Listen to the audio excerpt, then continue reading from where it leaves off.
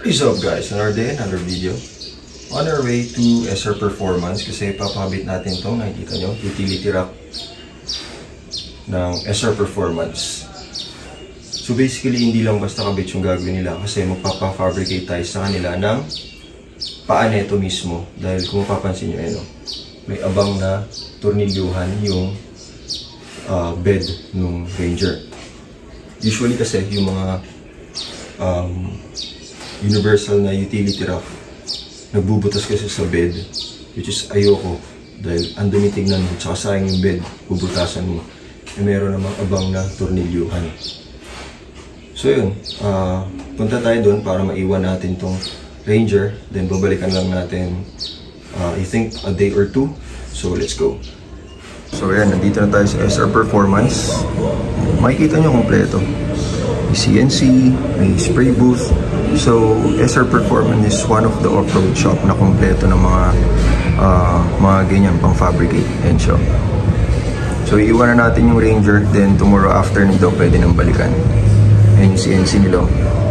So we're back here at SR Performance HQ. So ayan, nakita nyo, naka-install na yung utility rack ng SR Performance. So pakita ko sa inyo paano ginawa nila. So what they did is nag-customize sila ng bracket para dun sa abang na tornilyuhan sa bed ng Ranger. Kasi usually yung kasama kasing bracket na ito, like what I said dun sa early video, nakabutas. Kaya kung makikita nyo, parang yung utility rack is really made just for yung Ranger. And tapos nagkabit din tayo ng sport bar. Then lipat nila yung hose reel kasi may hirapan ng pihitin pag nandito. So tingnan natin sa malayo. Ayun, ang linis, diba? Ang linis tignan. Ayun,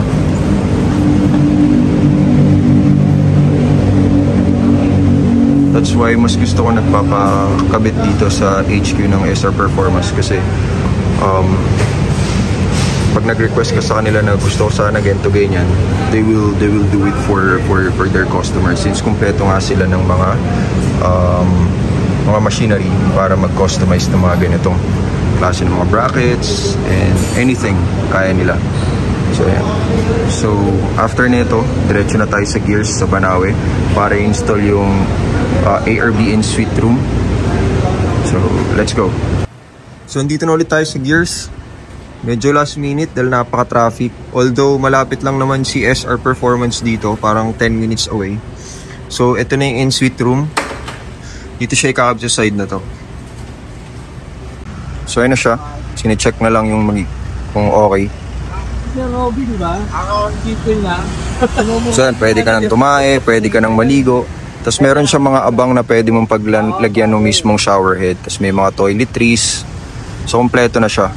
Saka gandahan nitong sa ARB kasi meron siyang funnel para yung drainage. Saka may tapakan din. Kaya hindi kalat yung magiging tubig. Meron siyang labasan.